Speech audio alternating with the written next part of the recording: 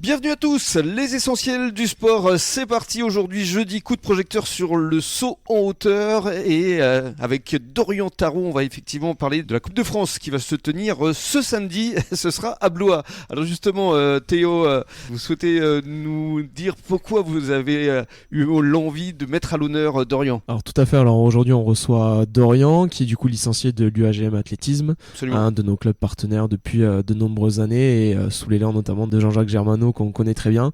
Donc Dorian qui va représenter avec ses coéquipiers l'UAGM à la Coupe de France à Blois ce week-end. Donc voilà, donc on lui souhaite bonne chance et on tenait à les recevoir pour les mettre en avant. Merci beaucoup Théo. Alors Dorian, bonjour. Bonjour. Vous allez nous parler dans le cadre de cette première intervention de votre parcours et dans un premier temps, pourquoi le saut en hauteur? Le saut en hauteur, c'est venu assez naturellement parce que c'était une discipline que j'appréciais beaucoup dans l'athlétisme et quand j'étais jeune, j'ai commencé aux alentours de 8 ans. Dès les 2-3 premières années, j'ai vu que je montrais quelques compétences. Il y avait du potentiel. Ouais, exactement. Ouais.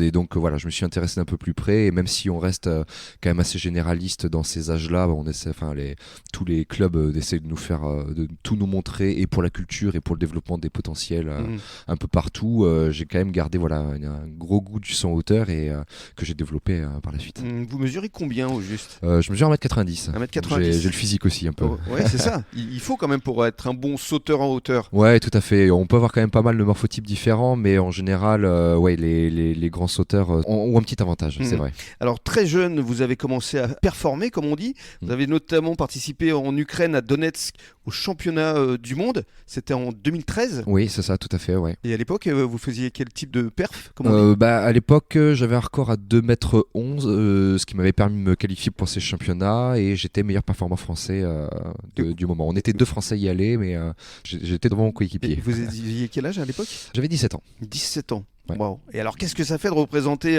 la France et l'UAGM, parce que vous étiez déjà à Gujan? Oui, tout à fait. Oui, ça fait une quinzaine d'années que je suis au club de Gujan.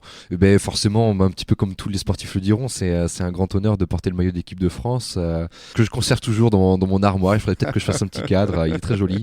Et non, ouais, c'est super. L'équipe de France avait été super. On était entre jeunes. On avait entre 16 et 17 ans.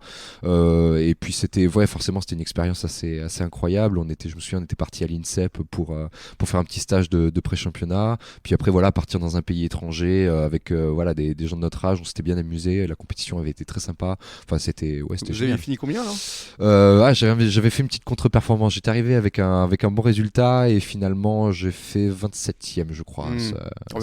Championnat du monde quand même, hein. Oui, championnat du monde c'est sûr, mais j'arrivais autour avec la 10e performance mondiale je crois à l'époque et j'avais contre-performé. Bon voilà, c'est le premier championnat international, ça fait un peu peur et bon voilà, ça peut arriver. Et depuis ces 10 ans, puisqu'on est aujourd'hui en 2022, vous êtes resté quand même à un niveau national, voire international, toujours au top. Comment vous faites au juste pour être toujours au top 10 ans plus tard? De l'entraînement toujours.